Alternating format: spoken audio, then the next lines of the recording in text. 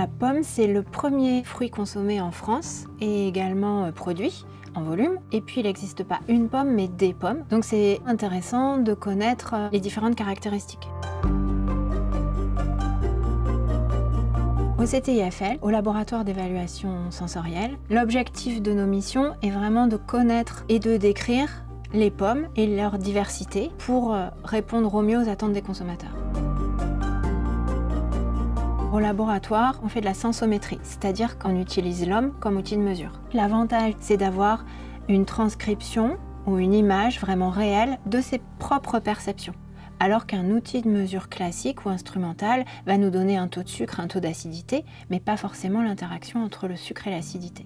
La sensométrie, c'est un ensemble de méthodes qui sont régies par les normes AFNOR, c'est vraiment une méthodologie scientifique.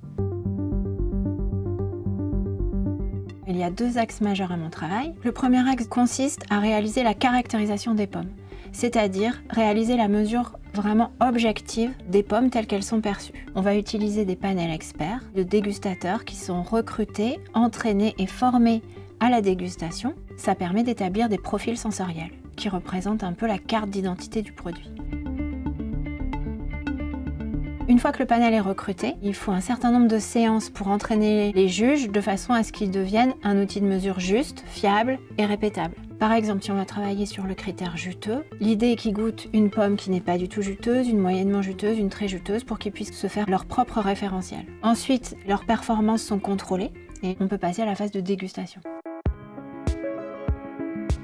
Ils arrivent au laboratoire et on va leur distribuer une pomme et ils vont devoir évaluer l'ensemble des critères d'aspect, de texture, croquant, juteux, farineux, fondant, les critères de saveur, donc le sucre et l'acidité, et ensuite les notes aromatiques.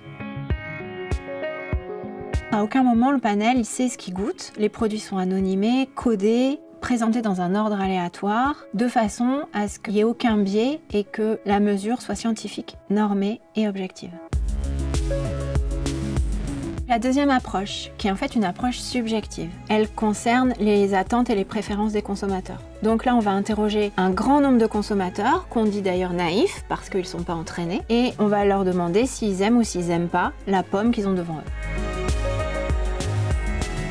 Les 2 approches sont vraiment différentes, elles ne sont pas réalisées par les mêmes personnes, en revanche elles sont complémentaires. Donc en regroupant les 2 informations, les 2 résultats, on peut déterminer quels sont les critères vraiment déterminant les préférences, on peut même construire le profil de la pomme idéale pour ce groupe de consommateurs.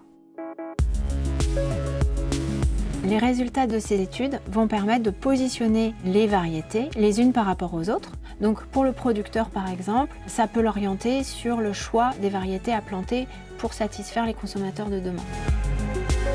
Faire des dégustations, ça ne s'invente pas. On n'est pas sur un produit industriel, on est sur un produit saisonnier, évolutif et sur le produit vivant. Et c'est ça qui est intéressant.